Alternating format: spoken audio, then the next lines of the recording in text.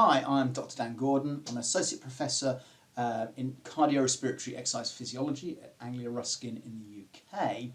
And in this short video, I'm going to talk to you about writing reports, whether that be for a paper or a piece of work that you've got to submit for your undergraduate or postgraduate studies, and thinking a little bit about how you can substantiate your work. One of the key criticisms that most students probably experience in their feedback is that you'll get comments back from your professor or your tutor, which is provide evidence, or this is unsubstantiated, or critically evaluate this. And I want to talk a little bit about probably what they're referring to, and also suggest some ways in which you can think about this on a scale, which hopefully will make this all a little bit more understandable. Fundamentally, there are, I think, 4 levels in terms of evaluating and working with literature.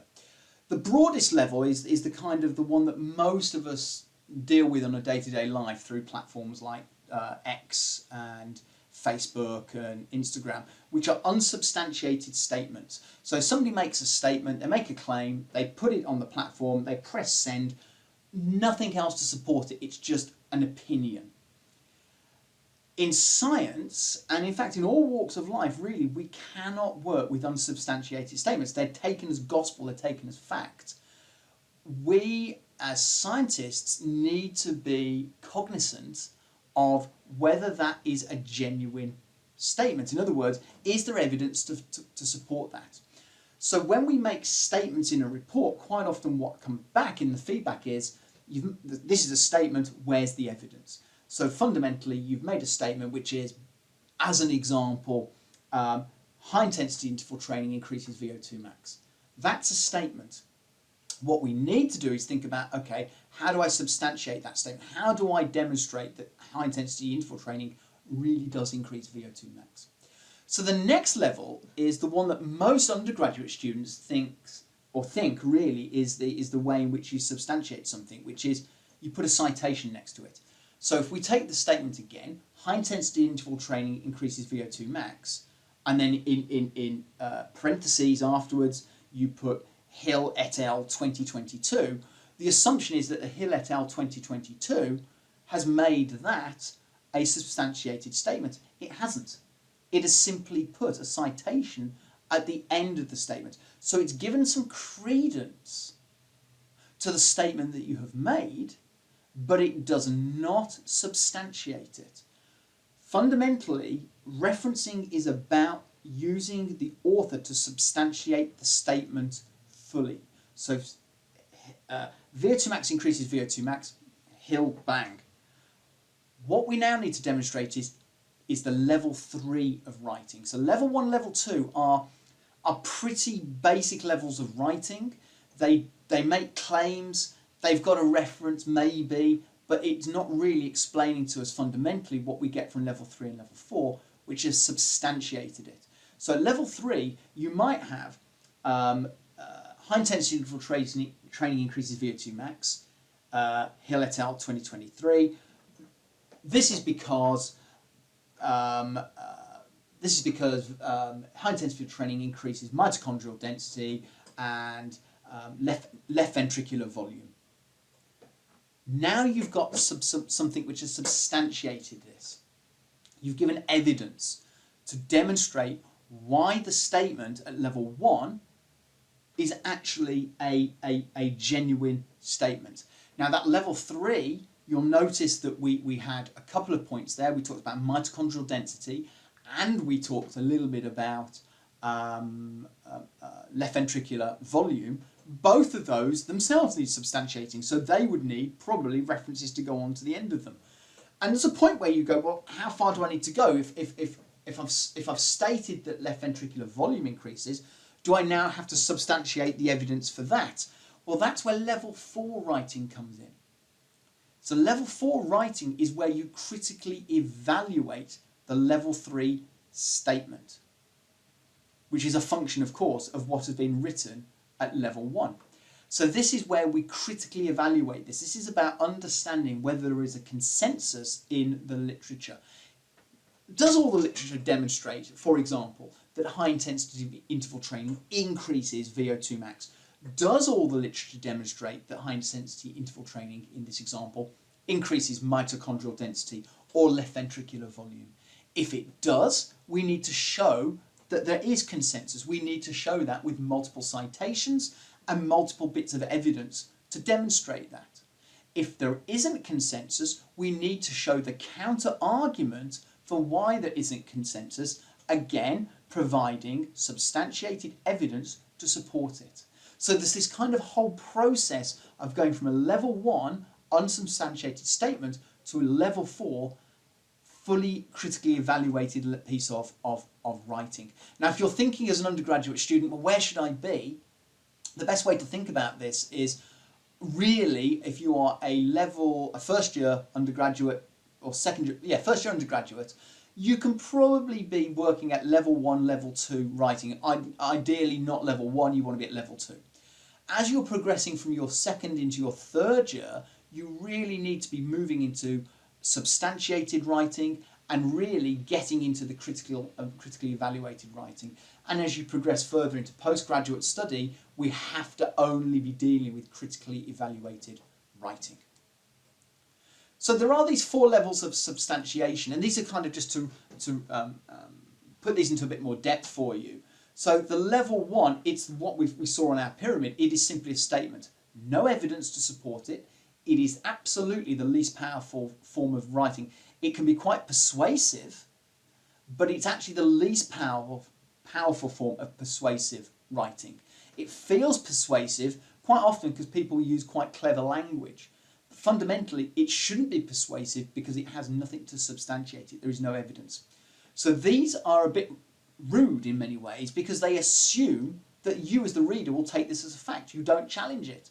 It also assumes that the writer takes this for gospel and that only their facts counts. It's kind of them making an argument and not wanting to listen to any other arguments. Level 2, remember, it's reference based. So as we said, just simply adding a citation doesn't make it a fact. It substantiates it to a degree, it gives it a little bit of credence, but it doesn't demonstrate that the statement is actually correct. So you fundamentally got to understand the role of a reference. Level 3, and I'll give an example here. This is where evidence is provided. So the example here of a level 2 statement, a period of blood flow restriction training leads to increases in muscular strength and hypertrophy, and we've used Patterson et al. 2023. So now we want to substantiate this. So you need to provide the evidence. So this is, well, how does blood flow restriction lead to an increase in muscular strength and hypertrophy? Now, what you've got to recognise is here, there are actually a couple of underlying physiological mechanisms.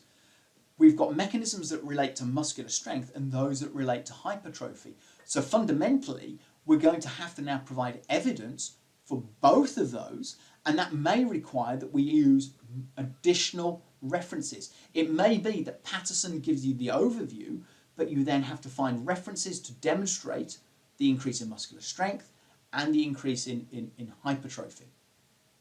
But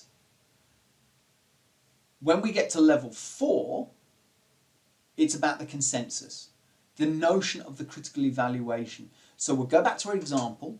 So a period of blood flow restriction training leads to an increase in muscular strength and hypertrophy.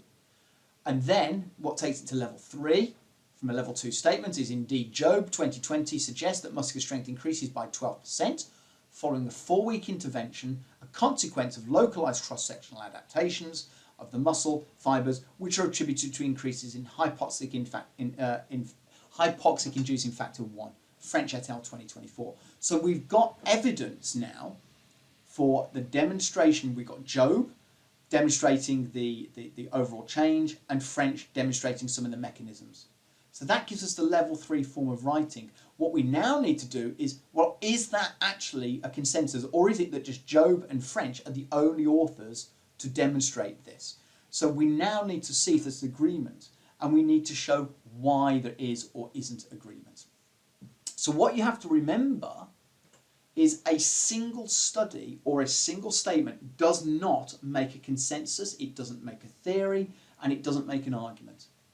What does the literature show us is what we need to know. Now you're going to have to go back and look at the literature base more closely to do this. So you found that initial paper that shows you the statement that you're interested in. So you then have to perhaps either look at their literature resources, their reference list, or you may have to do a slightly more specified search. If you want to know more about doing literature searching, go and watch my video on how to do literature searching, or even the video which I've created on how to evaluate literature. But either way, you're going to have to take a consensus from the papers. You're going to have to cite multiple authors. But you're also going to have to substantiate this. Why? Why do they all agree? What do they have in common? So example, it might be that they all agree because it's methodological. They've all used the same method. It may be they all agree because they've used the same statistical outcomes or whatever it is. But something has to demonstrate why there's an agreement. If there isn't a consensus, again, we have to substantiate this. We've got to take the level 3 information to support both sides of the argument. But provide evidence as to why there is, in that case, the disparity. And what you then have to try and do is you have to try and come to a conclusion yourself. Your job as in critical evaluation is to be able to evaluate that material and be able to come up with a conclusion. In other words, why is there this overall consensus? Why do we kind of want to sit on one side of the argument or the other? Now, there are a number of different ways of doing this. One way is doing some form of meta-based analysis. Watch my little video on how to do very simple meta-analyses of literature, ideal for undergraduate, ideal for even some postgraduate students. The other way is to look at maybe scoping-based reviews, or even just look at systematic reviews in the literature to see if they help you form the consensus. Now the final thing is to perhaps use this checklist, this kind of flow diagram, to help you in terms of working through the stages. So the first thing is, have you written a statement? If the answer is no, well, then we need to write a statement. Okay, that is the first thing. If we haven't written a statement, then fundamentally we're not making any case. If the answer is yes, is it supported by a citation? If the answer is no, find a suitable citation. So that has to be a citation that is relevant to the statement that's been made. So one of the mistakes that a lot of students make is they'll write a statement and they'll do a quick search and find any reference to support it. It has to be germane to the topic of interest. Also think about the date of the citation. It's not to say that historic and older papers are less relevant, but potentially you may want to cite the original material because that gives us a historical take on this or aspect on this, and then maybe cite something which is more current. If you then have the citation, we then go, is the statement supported by evidence? Well, if the answer is yes, we then go to, well, is it consensus to the evidence or is there no consensus? If the answer is no, you then have to provide the evidence to support all the components of that statement. That then allows us to look for the consensus. And fundamentally, if it's a consensus or there is no consensus, you still have to provide the evidence to support all the components of the statement. And that is really the fundamental part. That's where the darker arrow comes in. That is where the complete synthesis of this material will appear. So I hope this is useful. I hope this gives you an overview in terms of writing a report, in terms of just a little bit about how to substantiate your work when you're getting into report writing and using